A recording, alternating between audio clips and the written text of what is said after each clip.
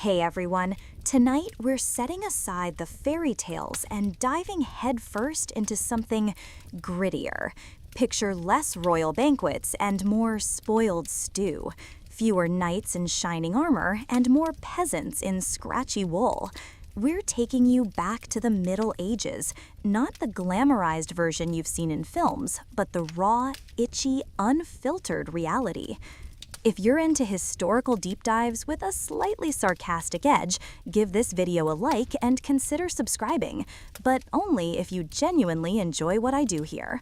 And drop a comment letting me know where in the world you're watching from and what time it is. It's always fun to see how far this little time travel machine reaches. Now dim the lights, maybe put on a fan to simulate the soft medieval winds or lice-ridden breezes, and settle in. Congratulations, you've just woken up in the year 1325.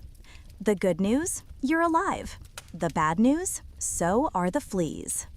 You're lying on what can barely be called a bed, just a pile of straw that smells suspiciously like the goat pen because, well, it was. There's no memory foam, no pillows, and that wool blanket on top of you hasn't been washed since your cousin got married 3 winters ago. It now weighs as much as your guilt for eating the last turnip. A distant church bell clangs like a medieval alarm clock. You blink awake in your single-room wooden hut, one room shared by your parents, siblings, goats, possibly a chicken, and the lingering scent of despair. There are no windows, no doors, no privacy. Your dreams of having your own space are about 700 years too early. Welcome to medieval morning, where the smells are bold, the drafts are colder, and personal space is a myth. Need to go? Welcome to the medieval restroom experience. Nature calls, but unfortunately, it's long distance. There's no bathroom, just a communal bucket behind the hut that already smells like it's hosting a demon. The bucket gets dumped into the street with a cheery yell of "Gardez l'eau," an old French phrase meaning "watch out for the poop." Spoiler, no one ever moves fast enough. Town streets double as sewers, so mind your step or don't and enjoy their complimentary foot infection.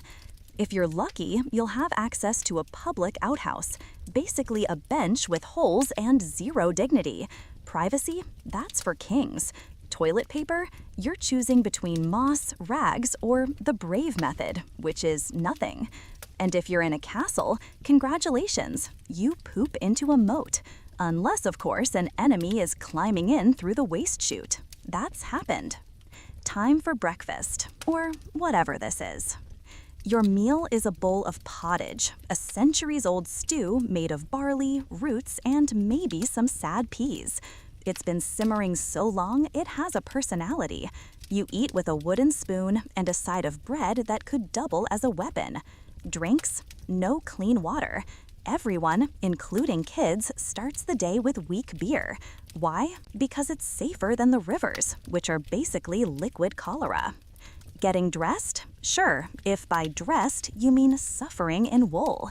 You own one outfit. That's it. A rough wool tunic you've worn so long it's practically fused to your soul. It's itchy, crusty, and smells like every bad decision you've made since harvest season. Underwear is optional, washing is a logistical nightmare, and shoes, if you have them, are thin leather flaps barely stitched together by a blind shoemaker. You itch constantly.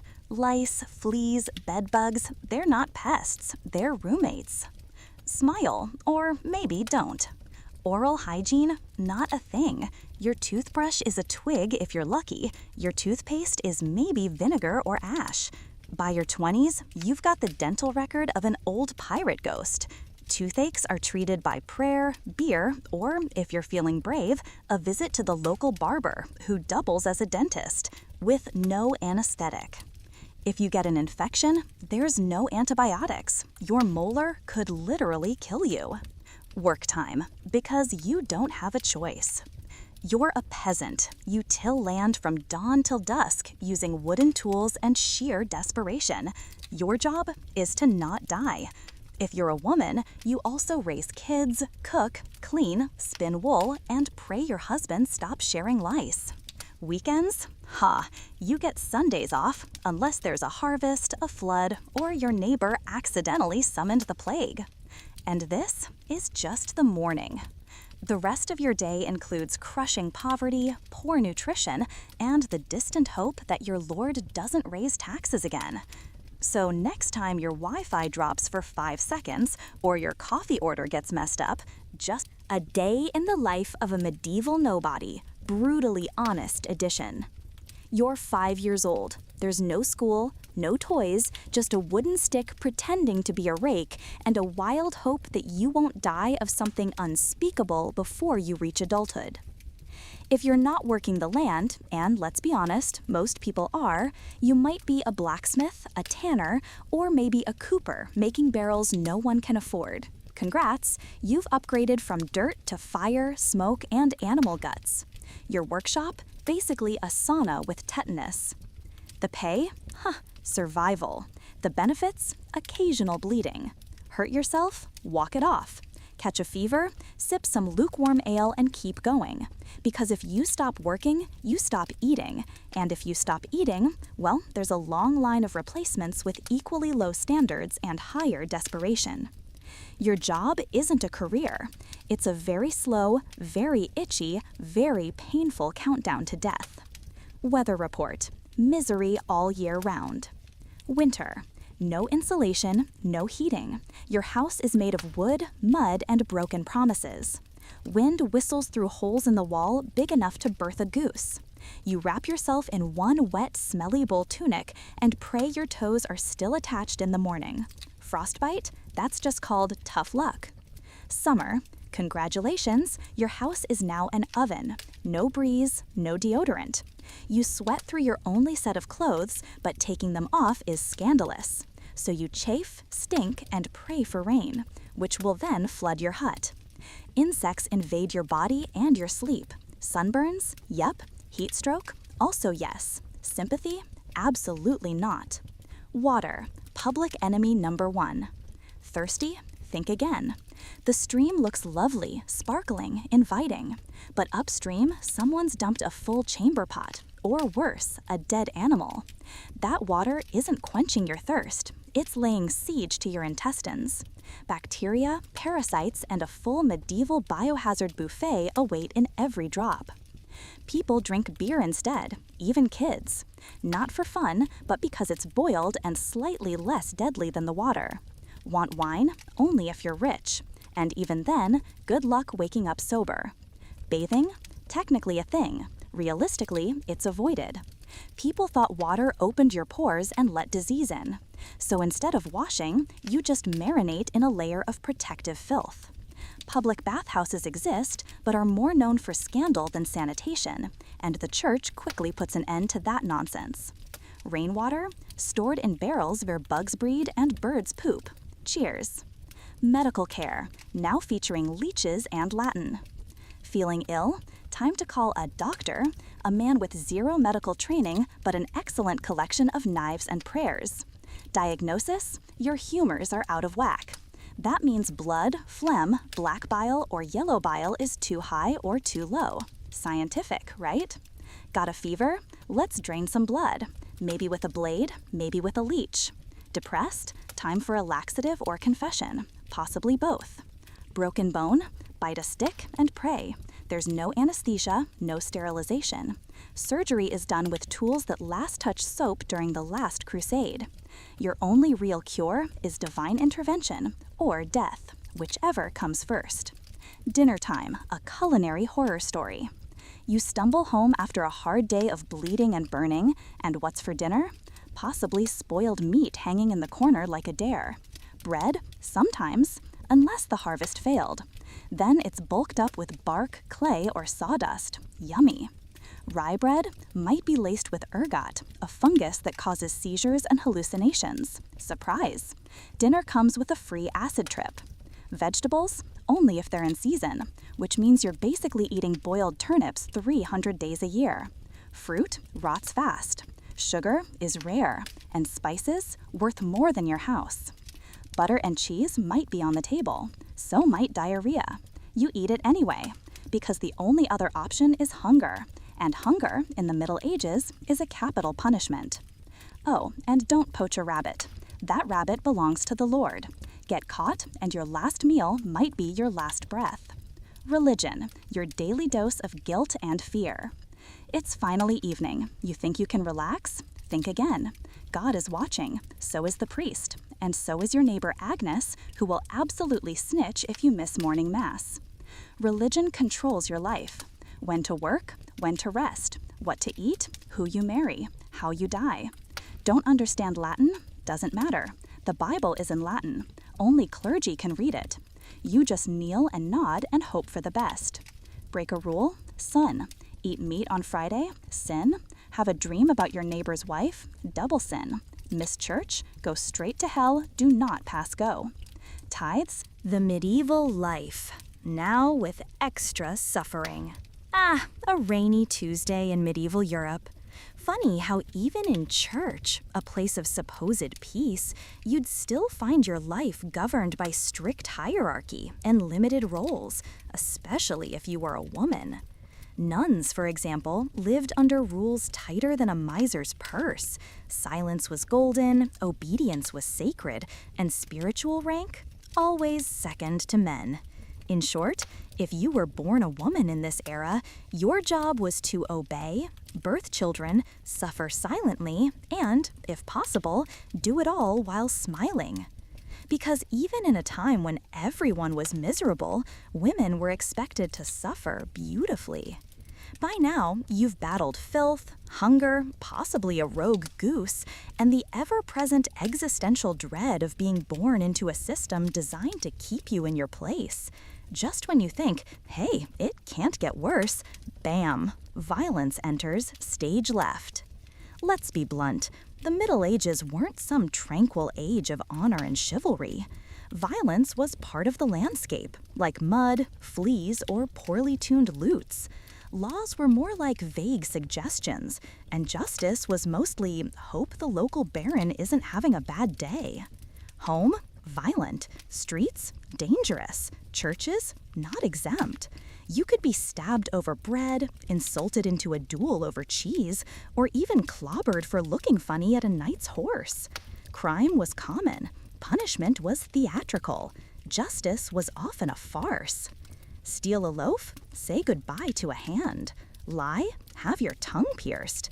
Gossip too much? Enjoy the scold's bridle, a literal metal cage for your face. Charming, right?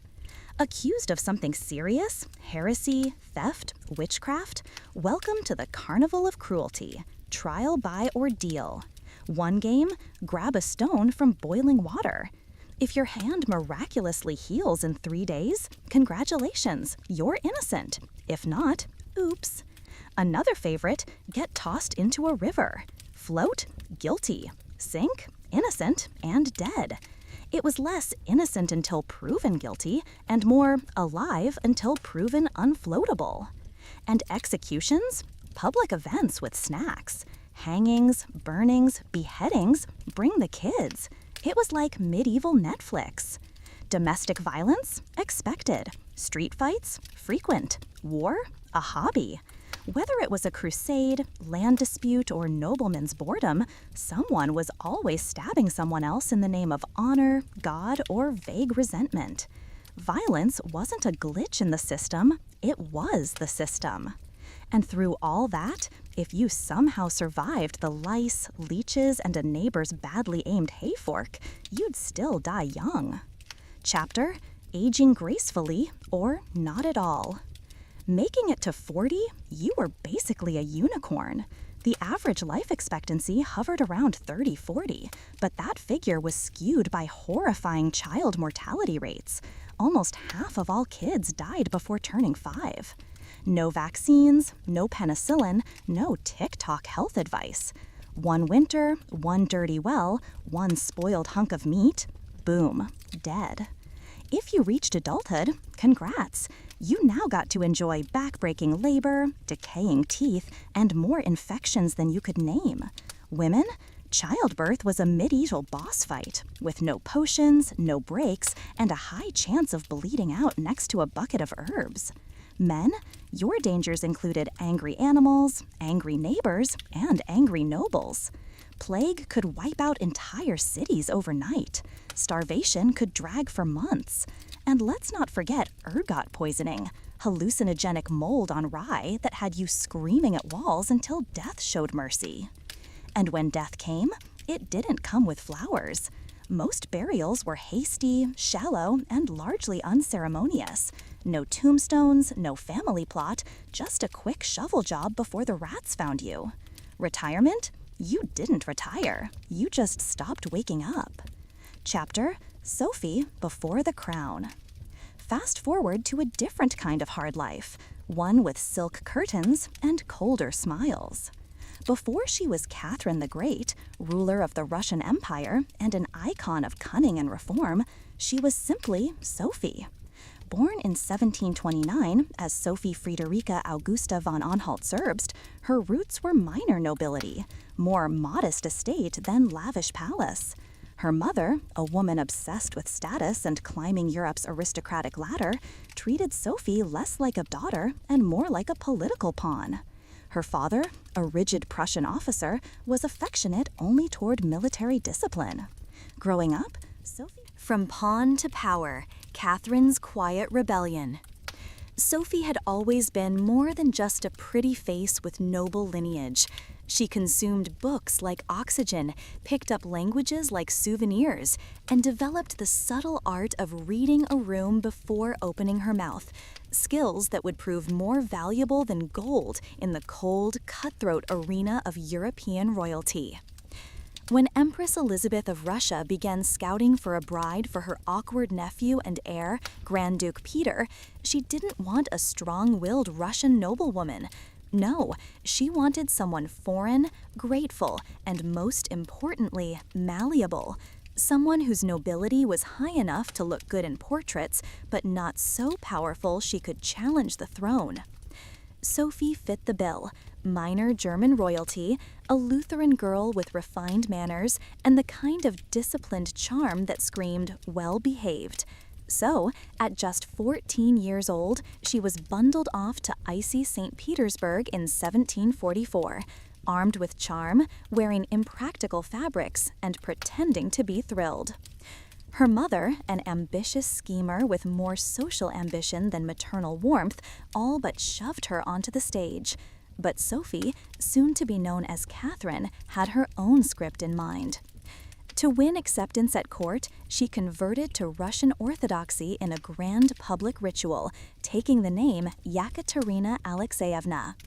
The moment was more than symbolic. It was a transformation. She wasn't just changing religions, she was cutting the safety net. No way back, no old identity to retreat into. That wide-eyed teenager standing in the snow was already plotting something extraordinary: how to turn survival into sovereignty.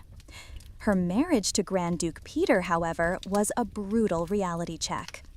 This was no romantic match. Peter, deeply immature and emotionally stunted, was more fascinated by toy soldiers and military uniforms than by governing or his wife. He idolized Prussia, despised Russian customs, and treated his imperial destiny like an annoying chore. Catherine, in stark contrast, dove into Russian life with obsessive commitment. She learned the language with precision, absorbed local customs, studied the Orthodox faith as if it were law, and devoured Russian history. She didn't just want to fit in, she wanted to lead. The mismatch between them wasn't just personal, it was political dynamite. Catherine was becoming beloved by those who mattered: scholars, officers, and members of the clergy. Peter was becoming a joke, or worse, a liability. And as Empress Elizabeth's health declined, the stakes skyrocketed. The court was a nest of intrigue, where smiles masked daggers, and everyone had something to gain or lose when the throne changed hands. Catherine was under near constant surveillance. Her letters were intercepted, her maids doubled as informants, and her allies were carefully vetted or quickly removed. Even her own mother, still in Russia and still playing diplomatic double games, couldn't be fully trusted. But Catherine wasn't naive. She built her strength in whispers and sideways glances. She aligned herself with powerful military commanders, courted the minds of intellectuals, and, most importantly, stayed calm. In a court where everyone was either shouting or scheming, her poise became her sharpest weapon. While Peter alienated nearly everyone around him, Catherine became a symbol of hope, not just for the throne, but for a smarter, more stable future. And then the throne changed hands. Chapter: A Coup Without a Crown. When Empress Elizabeth died in 1762, Peter officially became Tsar. Catherine, now 33 and deeply rooted in Russian political life, was crowned Empress Consort, but her new position didn't come with power. Peter ruled, and poorly. In just a few short months, Peter alienated the church, insulted the nobility, withdrew from alliances, and tried to enforce wildly unpopular reforms. He even threatened to divorce Catherine and exile her to a convent. That was his final mistake. Catherine, ever the strategist, had spent years cultivating loyalty among the guards, key nobles, and intellectual elites. She didn't need a sword, she needed a moment. And she found one. In July 1762, with Peter away and support for him at its lowest, Catherine made her move. She gathered troops loyal to her, declared herself ruler, and marched into St. Petersburg, not as a usurper, but as the protector of Russia. Peter surrendered within days. He was imprisoned and, not long after, found dead under mysterious circumstances. A crown seized, an empire forged. Unlike her husband's childish antics and open disdain for Russian tradition, Catherine kept her ambitions veiled behind layers of grace and intellect. While Peter threw tantrums and paraded around in Prussian uniforms, Catherine was busy reading the works of Enlightenment thinkers, Voltaire, Montesquieu, and Locke, by candlelight. To the court, she was a quiet consort. In reality, she was drafting a vision of a future Russia, rational, strong, and educated. But there was one obstacle: Peter. As long as he wore the crown, Catherine remained powerless. And Peter, increasingly erratic and detached, showed no signs of strengthening his rule or their marriage. So she waited, watched, and prepared. She knew the Russian throne wasn't a gift to be inherited, it was a prize to be taken. In early 1762, Empress Elizabeth passed away. Peter became emperor, Peter III. His reign, however, started to fall apart almost immediately.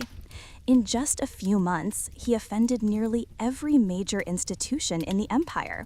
He antagonized the Orthodox Church, insulted the aristocracy, and dismissed the loyalty of the army.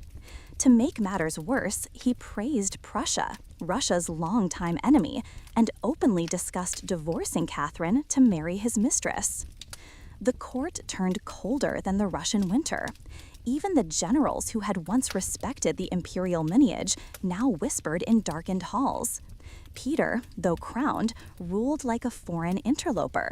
Catherine, on the other hand, was quietly winning hearts and loyalty. Then came July.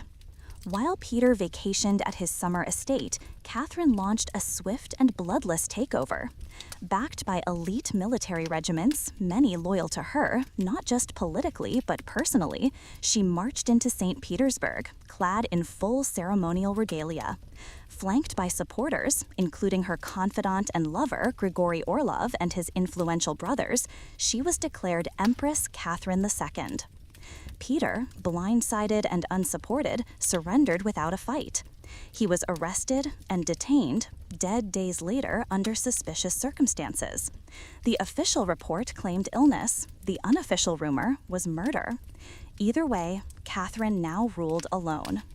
She hadn't inherited the crown. She had taken it by planning, poise, and political precision. But claiming power was only the beginning. Keeping it was another story. Chapter: The Philosopher Empress. Russia had never seen a ruler like Catherine. A foreign-born woman with no blood right to the throne, she faced a daunting challenge: how to rule a deeply conservative, patriarchal, and feudal empire without it tearing her apart. Catherine understood something vital. Power seized by intrigue had to be maintained through legitimacy. She didn't rely on brute force or public executions. Instead, she rebranded herself, not as a schemer, but as a scholar. She would be more than an empress. She would become an architect of modern Russia. Catherine immersed herself in the Enlightenment. She didn't just read philosophy, she lived it. She wrote letters to Voltaire, debated ideas with Diderot, and bought entire libraries to support scholars abroad. She envisioned Russia not as a backward giant, but as a rising intellectual power. In 1767, she convened a legislative commission, a daring attempt to reform the bloated, outdated Russian legal code. Her nakaz, instruction, a manifesto in disguise, spoke of justice, law, and reason. It condemned torture, promoted civil equality, and called for the rule of law over arbitrary power. For an autocrat, it was radical. For Russia, it was revolutionary. But Catherine was no idealist. She knew that reform had limits, especially in a country where noble landowners held absolute power over their serfs. So, while she promoted education, opened schools, and invested in science and art, she also reaffirmed the nobility's rights over the peasantry to keep their loyalty intact. It was a delicate balancing act: enlightenment on the surface, autocracy underneath. In public, she was the philosopher queen; in private, the pragmatic ruler. Catherine's reforms were not intended to westernize Russia completely. She wasn't trying to copy Europe. She was trying to modernize Russia on Russian terms. That meant modernization with discipline, progress with control, and reason with force when necessary. Chapter: Catherine's Expanding Empire. Catherine didn't just want to improve Russia, she wanted to expand it. Where Peter the Great had opened a window to the west, Catherine broke through the wall. Empire and eruption. Catherine presented herself as the liberator of Orthodox Christians suffering under Muslim rule, and cast her military campaigns as moral crusades. Under the command of fierce generals like Alexander Suvorov and Grigory Potemkin, her armies seized critical territories: Crimea, the northern shores of the Black Sea, and the warm water ports so coveted by generations of Russian rulers. These were not mere tactical wins, they were declarations. Russia had arrived. Each triumph signaled to Europe that the Russian Empire was no longer a distant, snow-covered colossus, but a rising continental force. At the same time, Catherine turned westward, where opportunity wore a fractured crown. Through calculated diplomacy and backroom bargains, she took part in the partitions of Poland, a gradual dismemberment of the fading Polish-Lithuanian Commonwealth by Russia, Prussia, and Austria. By 1795, Poland had been erased from the map, and Catherine had acquired vast territories and millions of new subjects. But Catherine's expansion wasn't limited to battlefields. She waged ideological war, too. She established new towns, expanded trade routes, and invited foreign settlers, especially Germans, to cultivate Russian lands. The empire became a cultural mosaic, stretching from the icy frontiers of the Baltic to the sun-drenched coasts of the Black Sea. And through every map redrawn and province claimed, Catherine's signature lay at the center, scrawled in ink and ambition. Critics called her greedy, imperialistic, but to Catherine, this wasn't conquest, it was destiny. A ruler, she believed, must be judged by the size of her vision and the shape of her borders. Chapter: The Empress and Her Court of Hearts. For all her military victories and reforms, Catherine's private life stirred just as much fascination and scandal. She wasn't coy about her affairs. In fact, she curated her romantic partners like she did her policies, with intent. Her lovers were young, handsome, and often politically useful. Some served as advisors, others were rewarded with noble titles, vast estates, and generous pensions. And when their time passed, they were dismissed with elegance, sometimes with promotions, always with discretion. None was more important than Grigory Potemkin, her closest companion in both war and peace. More than a lover, he was a partner in statecraft, military planning, and empire building. Their relationship blurred every boundary, personal, political, and possibly even marital. Together, they envisioned and reshaped Russia's southern frontier. Still, Catherine's romantic independence provoked outrage in Europe's courts. Satirists depicted her as depraved. Gossip mongers whispered cruel lies, including the infamous and utterly false tale involving a horse, concocted by her enemies to destroy her posthumous image. But beneath the venom lay a simple truth. Catherine was a woman who owned her power, publicly, unapologetically. Unlike many of her male counterparts, she separated love from leadership. She didn't confuse emotion with policy. And while others feared desire as a weakness, Catherine turned it into a strategic advantage. Her lovers were her allies, until they weren't. Chapter: Rebellion Within.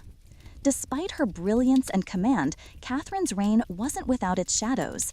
In 1773, a firestorm rose from the steppes, a rebellion unlike anything Russia had faced.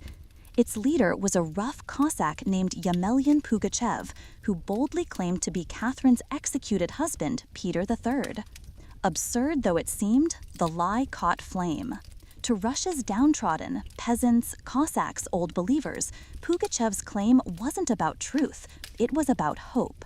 He promised land, lower taxes, and the end of serfdom. His rebellion swept across the Volga, igniting towns, storming fortresses, and butchering nobles. For a terrifying moment, it looked as though Catherine's empire might shatter from within. But Catherine was no stranger to crisis. She responded swiftly, sending seasoned troops to stamp out the insurrection. By 1774, Pugachev was captured, paraded in chains, and executed in Moscow, a grim warning to all who might follow. Yet the rebellion left a scar.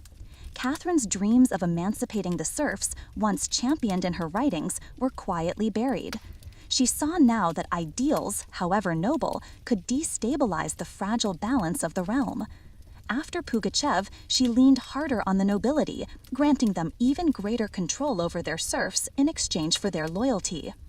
The empress who once quoted Enlightenment philosophers now governed with an eye toward the myth forged in steel and silk.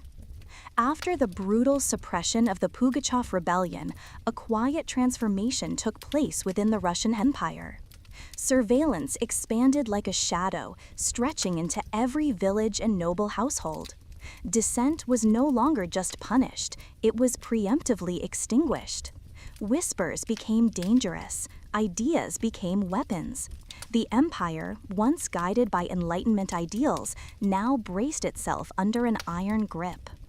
Catherine, having witnessed firsthand the fragility of power built on oppression, understood that control could not merely be maintained through ideology. It had to be enforced. Pugachev had been executed, his body destroyed, but his myth lived on in the minds of the oppressed. He had exposed a truth Catherine would carry with her for the rest of her reign. No empire, no matter how vast or ornate, could ignore the weight of its lowest subjects. Chapter: The Final Years of a Relentless Reign. As the final decade of the 18th century unfolded, Catherine the Great stood as an unmatched figure in European politics. She had ruled for over 34 years, longer than any woman in Russian history. Her reign had reshaped borders, ideologies, and the very perception of female authority. Yet, as she aged, the Empress remained as involved and incisive as ever. Under Catherine, Russia's borders had ballooned. Over 200,000 square miles had been added to the empire, incorporating Crimea, vast stretches of modern-day Ukraine, and the lion's share of a dismembered Poland. These weren't random gains. They were the fulfillment of a grand vision. Warm water ports secured trade through the Black Sea. Polish partitions eliminated a troublesome buffer state.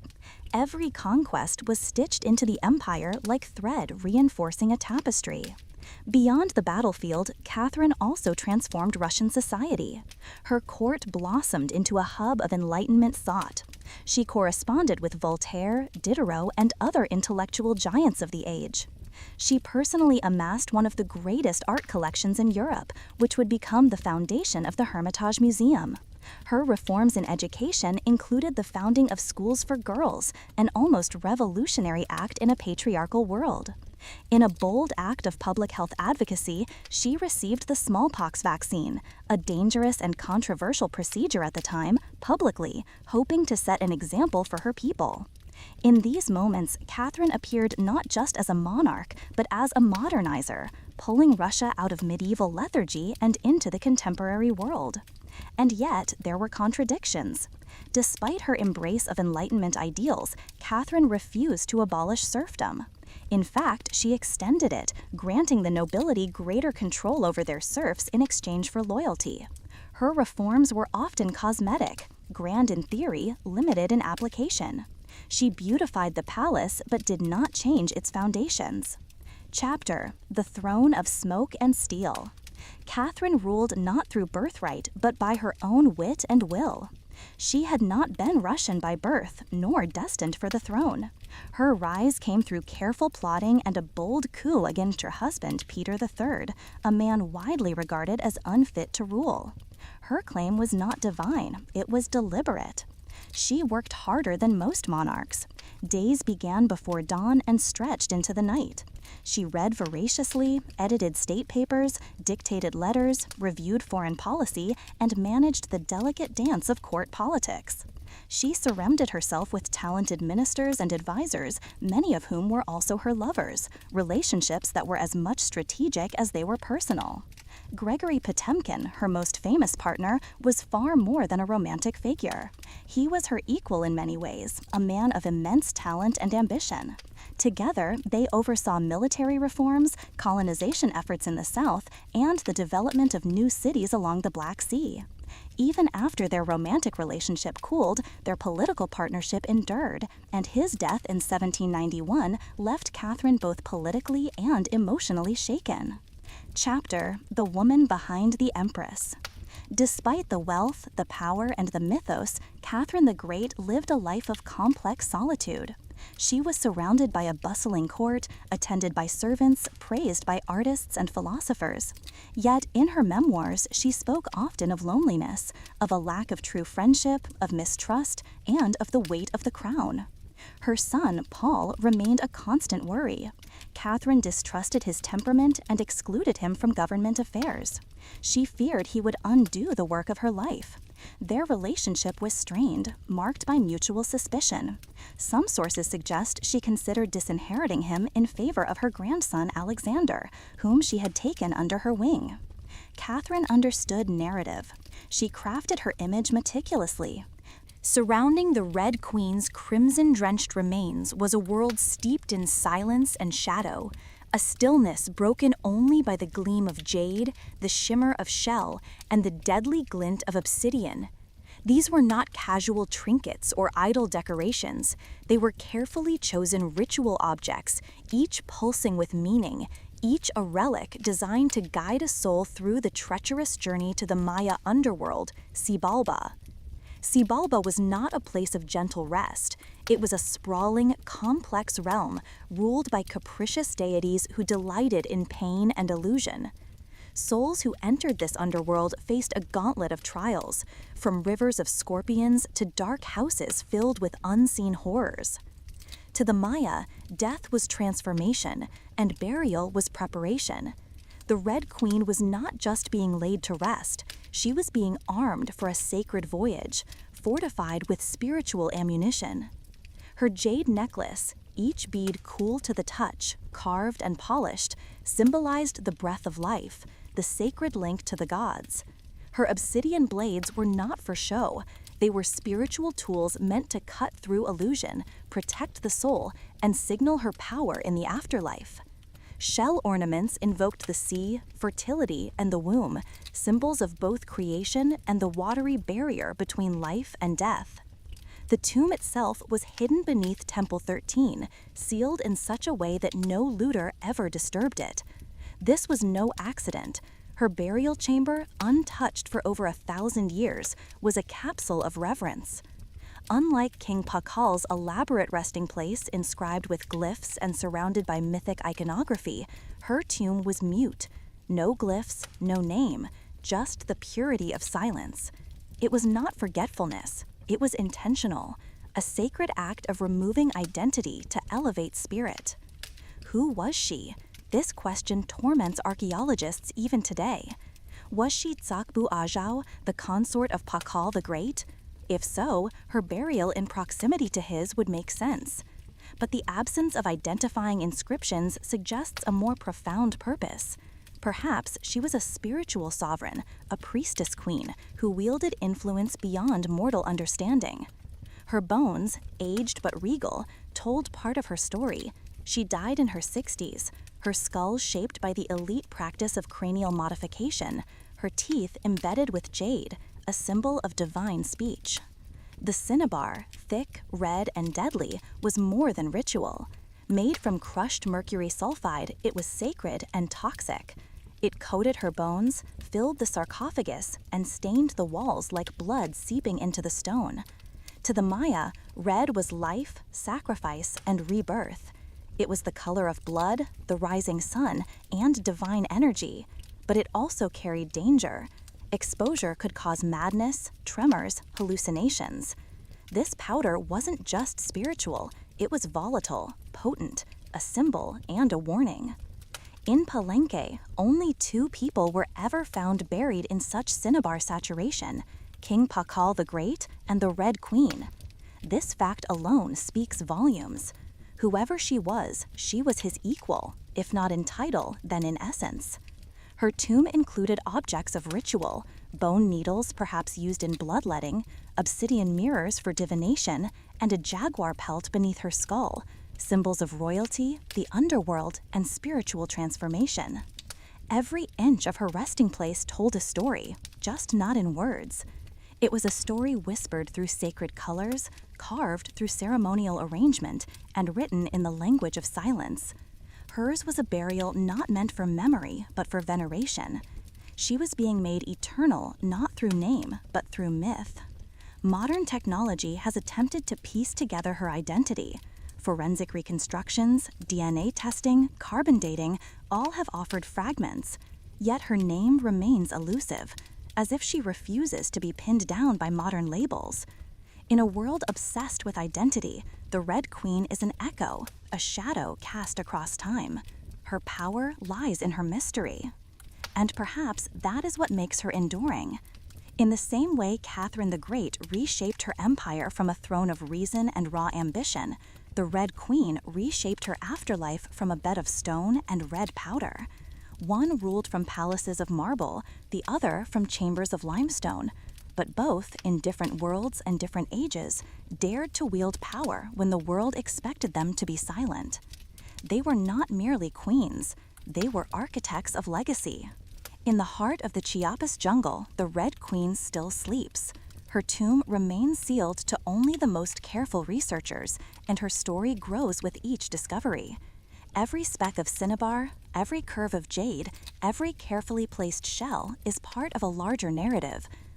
At her sides were jade necklaces, cool to the touch and ancient in their brilliance, their polished surfaces still gleaming with life after over a millennium of darkness. Jade, to the ancient Maya, was not merely a gemstone, it was the breath of the gods.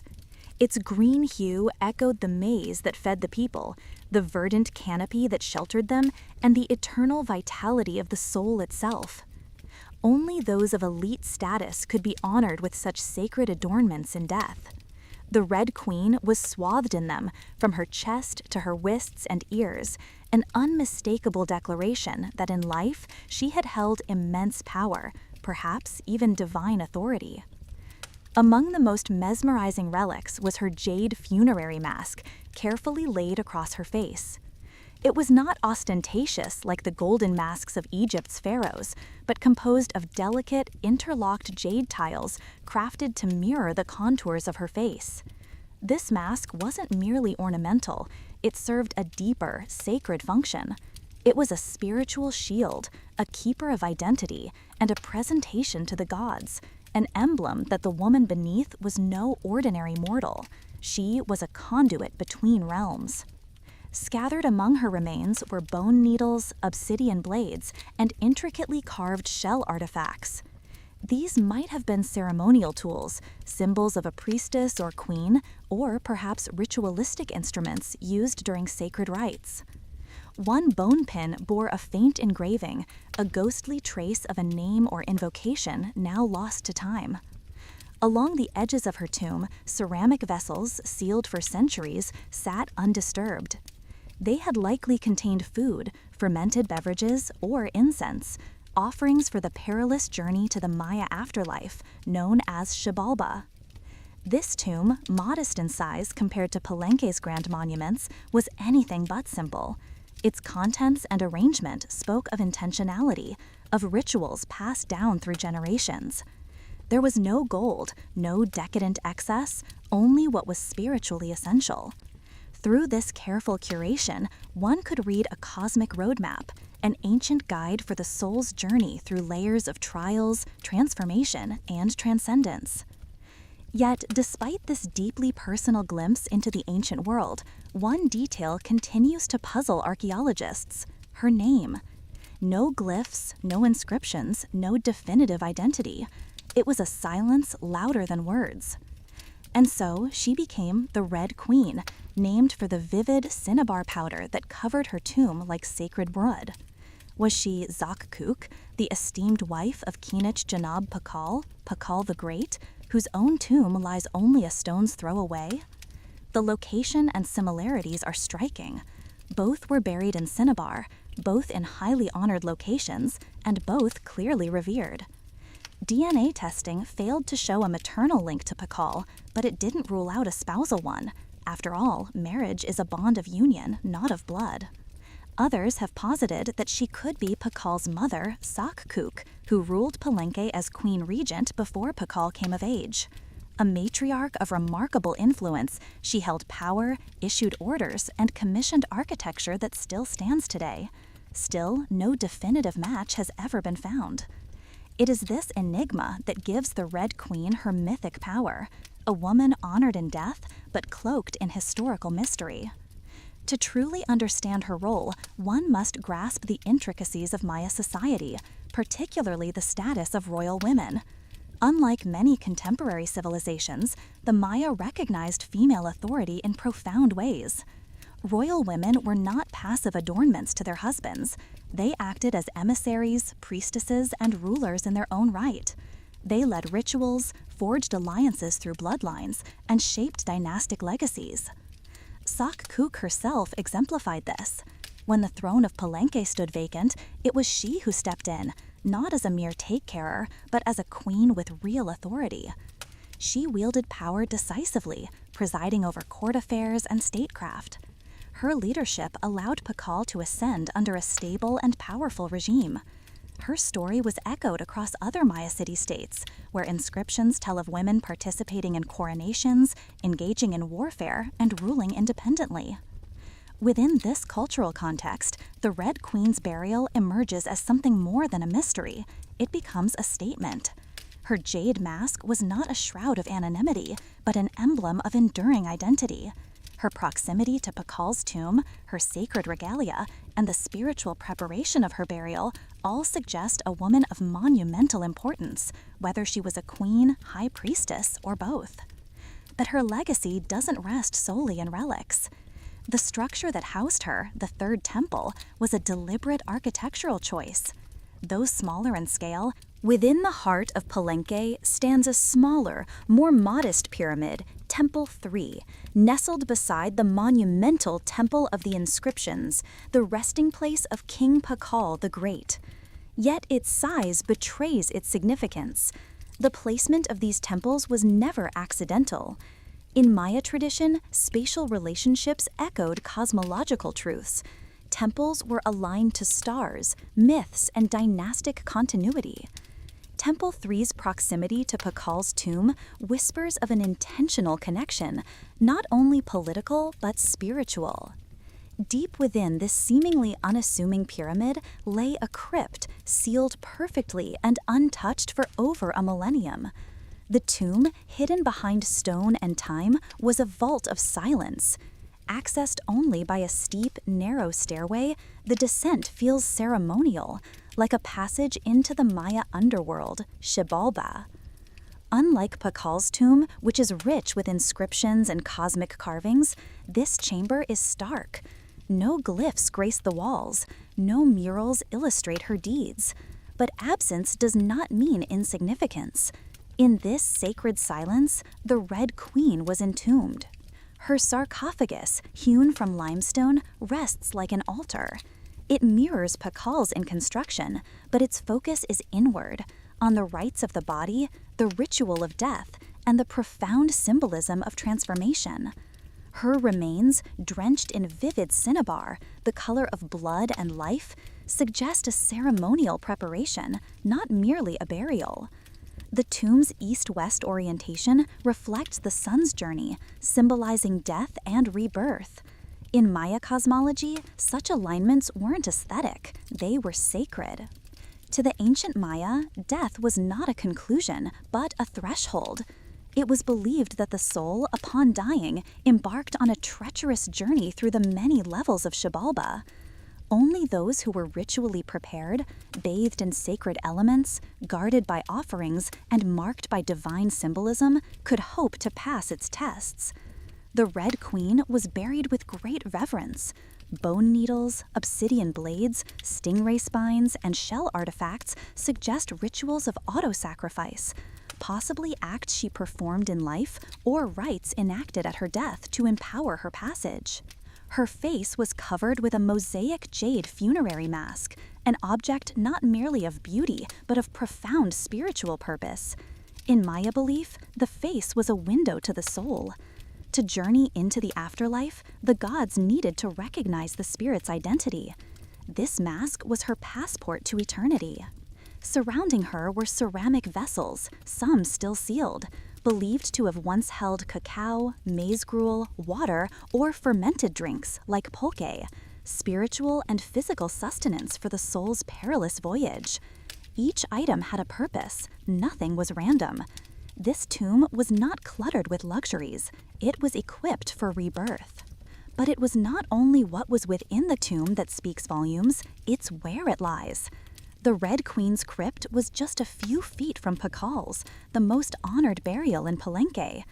This closeness was deliberate. Many scholars believe the Red Queen was likely Zakbu Ajav, Pakal's queen and consort, born into nobility and later a central figure in royal ceremonies. She bore his heirs, and by all accounts, she was a powerful political and spiritual partner. While the DNA testing failed to confirm a biological link to Pakal, this does not dismiss her role. Marriage, after all, is not of blood, but of alliance. The similarities between their burials are striking. Both wrapped in cinnabar, both encased in stone, both honored with jade. Pakal's sarcophagus lid shows him descending into the underworld on the world tree, a grand scene of cosmic transformation. The Red Queen's tomb may lack such imagery, but in their juxtaposition lies meaning. If Pakal represented the sun's heroic journey through the night, the Red Queen may symbolize the moon, mysterious, cyclical, ever-present, and divine. Maya rulership was not an isolated male endeavor, it was a duality. Power was relational. Kings ruled alongside queens, each holding their own sphere of influence. Women like Zakbu were not mere consorts. They were priestesses, diplomats, patrons of the arts and temples, and often regents in times of uncertainty.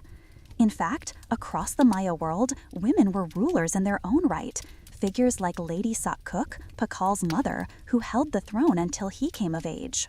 Her Red Queen's burial reveals this powerful narrative. Her resting place wasn't just a tomb, it was a shrine. Her body transformed into a sacred relic. Her spirit merged with the divine cycle. Her jade mask wasn't just a funerary artifact, it was a love as fierce as her art. By 1928, though her bones were still mending and her gait forever changed, Frida Kahlo had found a new kind of power, one not born from physical strength, but from artistic defiance. At just 21, she was already making bold, strange paintings that left viewers unsettled and mesmerized in equal measure. But she wanted more than quiet admiration. She wanted someone to see the fire behind her brush. That someone was Diego Rivera. Diego was already a legend in Mexican art circles, a colossus of muralism, celebrated for his sprawling public artworks that depicted the struggles and spirit of the Mexican people. His murals covered government buildings and stirred political hearts. He was also twice her age, famously large in frame, loud in voice, and infamous for his passionate and often chaotic love affairs. Frida approached him not as a fangirl, but as a fellow artist. She tracked him down while he was painting a government commission and marched right up to his scaffolding with a stack of her work. "You need to see these," she said bluntly, "and tell me the truth. Do I have talent, or should I quit?" Diego studied her paintings carefully, the bleeding hearts, the split bodies, the haunting eyes that refused to look away. And then he looked at her. "Yes," he told her, "you do." That conversation sparked not only a mentorship, but a romance that would shape the rest of her life. Their bond was instant, electric, and far from ordinary. Within a year, they were married. Frida, always quick with a joke, called them the elephant and the dove. But their love was anything but gentle. It was a storm, a burning house they both kept walking back into. They lived passionately, argued loudly, and loved fiercely. Their home became a revolving door of artists, revolutionaries, poets, and misfits. Frida embraced Diego's radical politics, but she never shrank beneath his shadow. She was never simply the wife of the great muralist. She challenged him, matched him, and sometimes outshone him. Their marriage was messy. Both had affairs. Diego's infidelities were frequent, even cruel, including one with Frida's own sister, Christina. Frida, too, took lovers of all genders. Among her rumored romances were the Marxist revolutionary Leon Trotsky and the iconic singer Chavela Vargas. Love for Frida was a battlefield, one she entered armed with her paintbrush and an unflinching heart. Her art evolved with her emotions. In the midst of personal betrayals and recurring health crises, Frida painted more fiercely than ever. Her canvases were confessionals, raw, bleeding, and unfiltered. She painted Diego not as a hero, but as an obsession, a wound, a deity, and a betrayal. Her own body became a recurring symbol, broken, exposed, stitched, but never defeated. In 1930, Frida and Diego moved to the United States. For 3 years, they lived in cities like San Francisco, Detroit, and New York, while Rivera worked on major mural projects. Frida, ever the outsider, despised the extravagance and industrial alienation of American life. She mocked the rich in her paintings, missed the smells and sounds of Mexico, and grew deeply homesick. But while Diego painted the revolution on walls, Frida painted revolutions inside her own ribcage. Her miscarriages during this period added more layers to her already painful journey. One devastating loss in Detroit inspired some of her most haunting and vulnerable works, paintings that depicted fertility, grief, and womanhood not as romantic ideas, but physical, spiritual battles. In one painting, she lies in a hospital bed, her body drained and fragmented, surrounded by floating symbols of life and death. It is brutally honest. It is utterly fearless. By the mid-1930s, Frida's fame was growing. Critics began to take her work seriously, not just as the eccentric output of Diego Rivera's wife, but as its own revolutionary voice. She began to exhibit in group shows, and soon her first solo show was on the horizon. Back in Mexico, Frida found renewed inspiration. She returned to her beloved blue house in Coyoacan, now painted in cobalt defiance, and transformed it into a living work of art. She dressed in traditional Tehuana gowns, braided ribbons into her hair, wore pre-Columbian jewelry, and created a persona that blended indigenous pride, personal myth, and cultural rebellion. Her bond hurt constantly, her spine deteriorated, and surgeries became routine. But her spirit, that remained incandescent. In 1938, Frida Kahlo had her first solo exhibition, not in A love that scarred and saved her. I endured 2 cataclysmic accidents in my life, Frida once said. One was when a streetcar smashed through my body. The other was Diego Rivera. And in a way, both would shape her art, her politics, and her sense of self forever. They were married in 1929, an unusual match by every measure.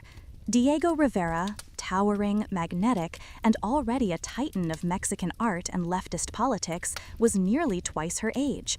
He was a man of revolutions and murals, excess and infidelities. Frida, meanwhile, was still walking with a cane, her body barely recovering, but her mind already a storm of wit, defiance, and vision. Her parents famously described their union as a marriage between an elephant and a dove. Outsiders gossiped, insiders doubted, but Frida and Diego were not seeking approval. What they had was not gentle love, it was a collision, passionate, volatile, uncontainable. Diego encouraged Frida's painting, even championed her as an artist in her own right. But love, in their case, came laced with betrayal. Diego's infidelities were not only frequent, but often cruel, including a devastating affair with Frida's younger sister, Cristina. The betrayal cut deep, shattering something sacred inside her. Yet Frida, never one to play the passive victim, responded on her own terms, taking lovers of her own, men, women, artists, revolutionaries. Among them were rumored affairs with exiled Russian Marxist Leon Trotsky and the American painter Georgia O'Keeffe. By 1939, the fractures between them had widened into a full separation. They divorced, officially ending the chaotic first act of their love. But like everything else with Frida and Diego, finality was just a concept. A year later, they remarried, this time with a different understanding. Frida would keep her independence, her own home, her finances, her last name. Their second marriage was no longer about fitting into a mold of traditional union. It was about creative partnership, mutual recognition, and the need for each other that refused to die, even when the love changed shape. Throughout it all, Diego remained both her greatest supporter and her most painful wound. He hurt her, yes, but he also saw her, not just as a woman, but as an artist, as a thinker, and as a force of her own making. In the 1930s, Frida followed Diego northward as he secured major mural commissions across the United States, San Francisco, Detroit, New York. America welcomed Rivera with grand walls and sweeping attention, but Frida, she looked past the skyscrapers and saw a land of contradictions, towering wealth built on invisible suffering, gilded buildings rising while the Great Depression crushed the people below. Frida was no tourist. She was a revolutionary in pearls, a Mexican nationalist with her hair braided in ribbons and her thoughts steeped in socialism. She saw through the glitz and detested the hypocrisy of American capitalism. In letters home, she ridiculed the American obsession with wealth, image, and superficiality. What she longed for was not comfort, but truth, the rough, vibrant, paradoxical soul of Mexico. While Diego painted the history of nations on massive walls, Frida turned inward, painting revolutions of flesh, memory, and spirit. Her style crystallized during these years, small canvases packed with symbolic violence, cultural motifs, and a radical honesty that stunned even her critics. She didn't paint to please, she painted to survive. One of her most searing works from this period, Henry Ford Hospital, captured the agony of a miscarriage she suffered in Detroit. In the painting, Frida lies on a red-soaked hospital bed. her body connected by umbilical-like veins to floating objects. A fetus, a snail, a fractured pelvis, medical instruments, and a wilted flower. It was graphic, visceral, unapologetically raw. There were no metaphors here, just truth, bleeding in oil and defiance. Back in Mexico, Frida immersed herself even deeper in leftist politics. She joined the Mexican Communist Party. She and Diego famously welcomed Leon Trotsky, then in exile, into their home, a brief intersection of politics, ideology, and personal entanglement. But Frida's commitment wasn't just about names and manifestos, it was identity. She wore the traditional Tehuana dresses not just for their striking appearance, but as a living protest, an homage to indigenous women, a rejection of Western standards, and a symbol of pride in her roots. Her home, the Casa Azul, painted in radiant blue, became a sanctuary of culture, creativity, and resistance. She turned it into a mirror of her mind, vivid, chaotic, beautiful, and tragic. Her pets, monkeys,